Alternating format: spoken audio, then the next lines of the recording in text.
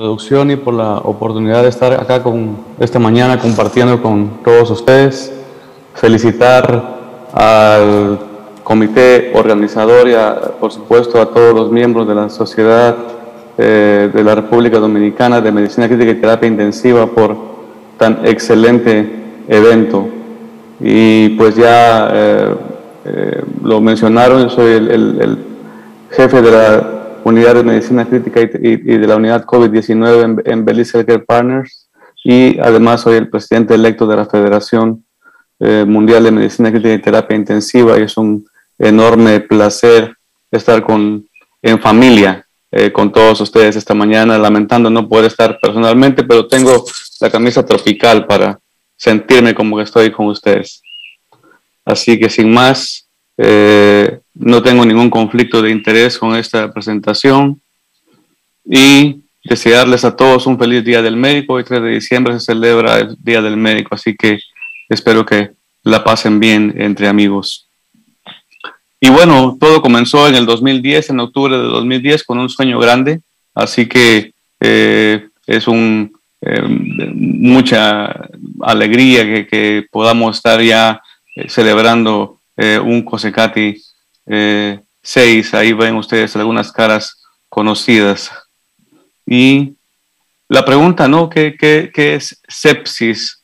Y a pesar del tiempo en el que hemos llevado y años en investigación, aún desafortunadamente no llegamos a obtener un consenso, y toda definición, valga la redundancia, por definición con tiempo se debe de revisitar y ir evaluando el progreso en base a la evidencia que se tiene en el momento, ¿no?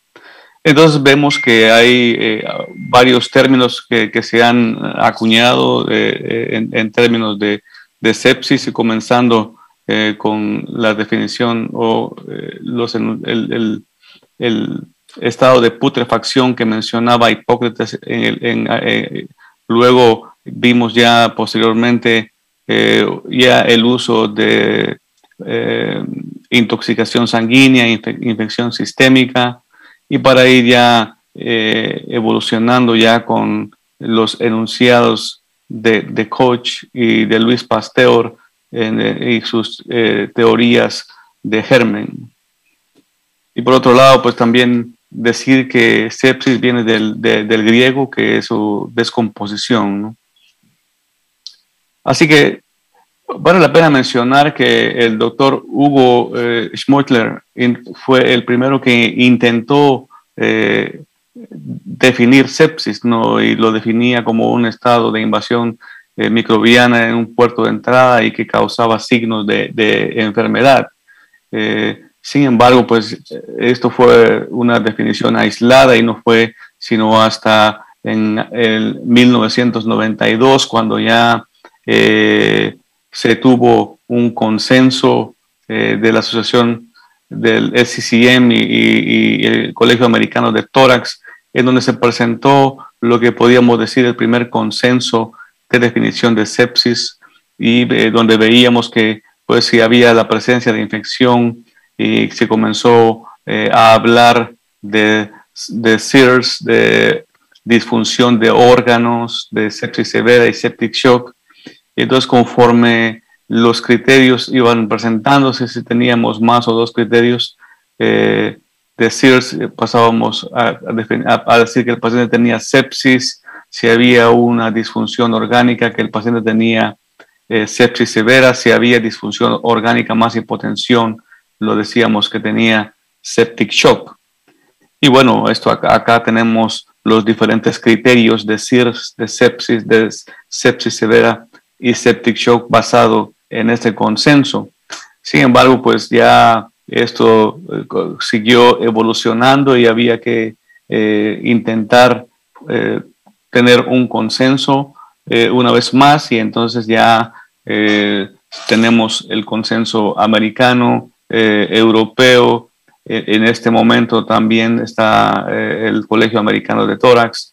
Sin embargo, pues desafortunadamente, con la evidencia que había en el momento, no había demasiados elementos que permitieran hacer muchos cambios en la definición, y esto vale la pena mencionar que había muchos retos en el momento en términos de poder diagnosticar y los elementos que en ese momento se tenían, tanto como para nosotros médicos viendo los pacientes en la cama, y así también como para los investigadores. De manera que no pudimos o no se pudo progresar mucho en términos de la nueva definición y no hubo mayores cambios, ¿no? Y teníamos acá una serie de elementos que podían, con los que nos podíamos apoyar cuando estábamos diagnosticando sepsis. Sin embargo, pues como ven, muchos de estos elementos también podían o pueden encontrarse en muchas otras patologías, ¿no? De manera que veníamos ya evolucionando hacia lo que llamamos sepsis 3, ¿no? Avanzando hacia eso, que eran las cosas que teníamos como reto principal, la epidemiología, la información no fluye de la manera que quisiéramos. No hay también, por otro lado, una manera precisa de definir fallo multiorgánico o shock en ese momento. Entonces teníamos que encontrar elementos que pudieran aclarar y datos que nos pudieran apoyar para poder discutir y poder redefinir sepsis. Por supuesto, teníamos que revisitar algunos términos como SIRS, que no es muy específico. Por lo menos 50% de todos los pacientes en esos tenían más de un criterio de SIRS, y en el estudio australiano grande pues veíamos que por lo menos 1 de cada 8 pacientes que tenían fallo multiorgánico habían sido o eran negativos para SIRS, de manera que había que buscar otros elementos, ¿no? A pesar de que habíamos o hemos evolucionado y hemos mejorado en el entendimiento de la fisiopatología de la sepsis, algunos de los términos que se estaban utilizando, la manera como lo definíamos, parecía de alguna manera que se estaba traslapando, y había una redundancia en el uso de términos como sepsis, sepsis severa, septic shock, y tenía eso que revisitarse.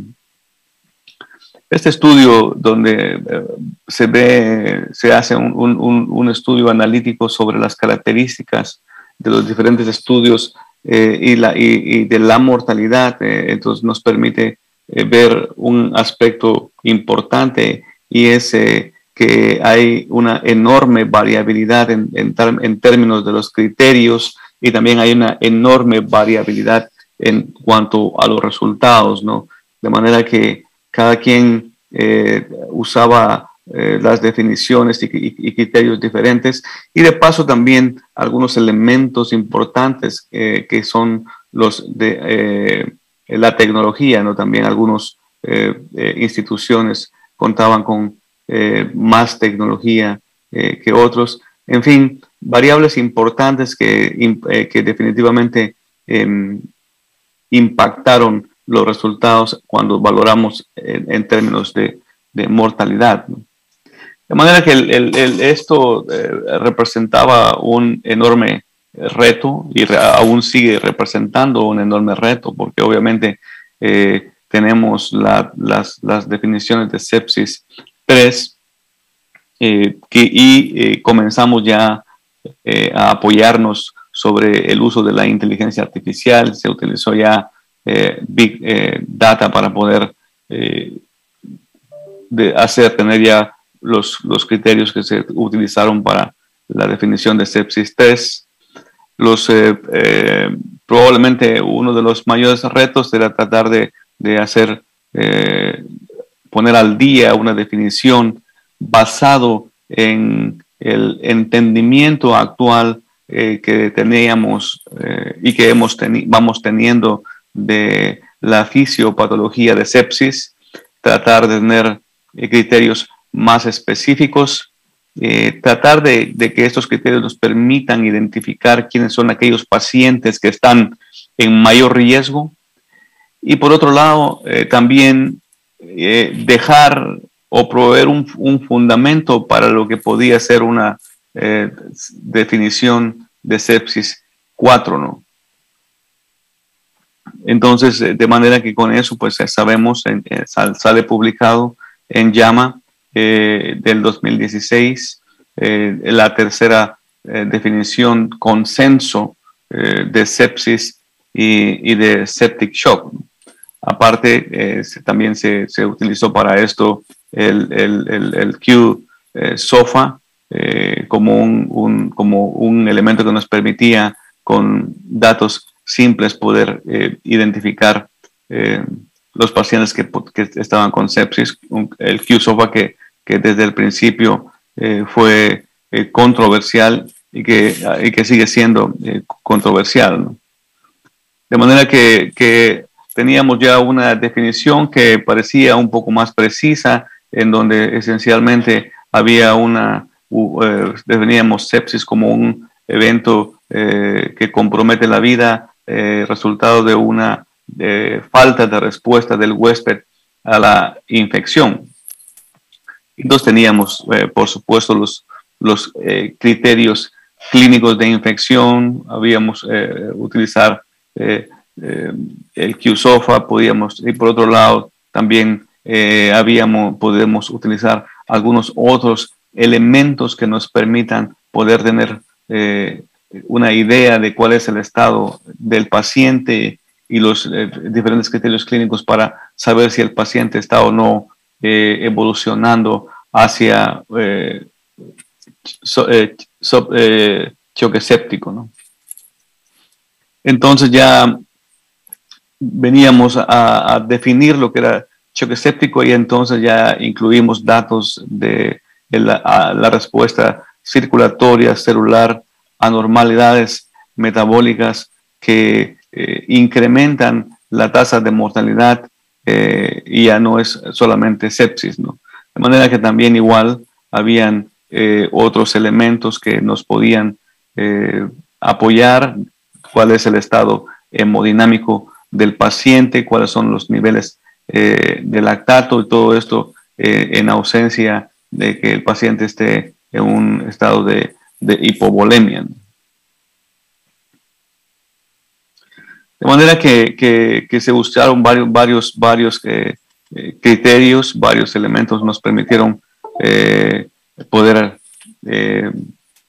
ir apoyando todas la definición, y pues teníamos de alguna manera los registros de la campaña de sobrevivencia a la sepsis, que incluían 28.150 pacientes con infecciones que estaban admitidos a la unidad de cuidados intensivos con más o dos criterios de CIRS, y con por lo menos algún criterio de disfunción orgánica después de una adecuada resucitación de líquidos, y con una mortalidad hospitalaria de 42.3 en pacientes que tenían hipotensión y elevación de lactato, 25.7 solo con elevación de lactato, 30.1 con que tenían una hipotensión que no estaba respondiendo a líquidos, y 25% de pacientes con disfunción orgánica y con lactato menor de 2 y una presión arterial media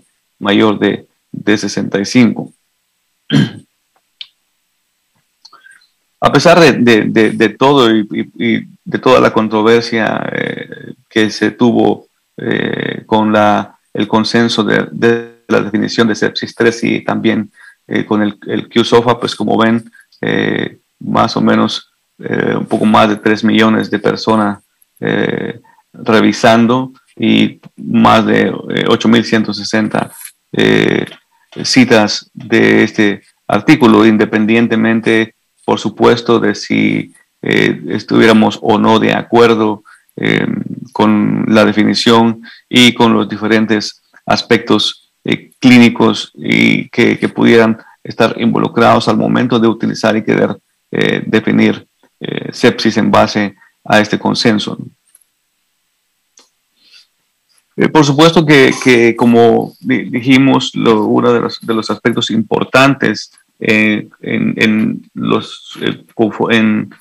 sepsis es que nuestro entendimiento y cómo hemos evolucionado en el conocimiento de la fisiopatología ha sido importante, a pesar de que hoy por hoy aún no, seguimos todavía con elementos terapéuticos muy limitados. No tenemos hoy por hoy un medicamento específico para sepsis, sino que más bien todo sigue siendo soporte. Los aspectos de ir redefiniendo y conceptos van de la mano con lo que vemos acá, que vamos a ver un trigger que va a causar sepsis, y entonces una de las intenciones sería tratar de parar el progreso de la sepsis. Por otro lado, otro de los elementos sería tratar de disminuir y es la disfunción de los múltiples órganos, tratar de apoyar en todo caso, si ya hay una lesión de múltiples órganos, tratar de apoyar aquellos órganos que ya están siendo comprometidos, y por supuesto tratar de encontrar elementos que nos permitan poder acelerar la recuperación de nuestros pacientes que están con sepsis o con septic shock. Por otro lado, también es muy importante poder tener elementos que nos permitan tratar de prevenir las infecciones y así como también las lesiones secundarias, ¿no?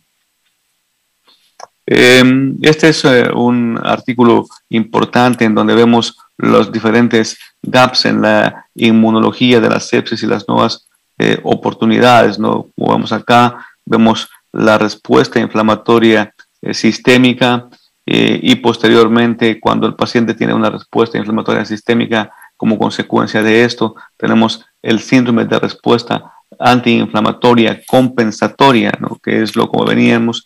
Sin embargo, lo que vemos ahora es que hay una respuesta inflamatoria persistente, un síndrome de inmunosupresión y un síndrome catabólico que es difícil poder estimar la duración, ¿no? Entonces, son de los elementos que vamos a ir incorporando y que se tienen que ir incorporando en cuanto a revisitar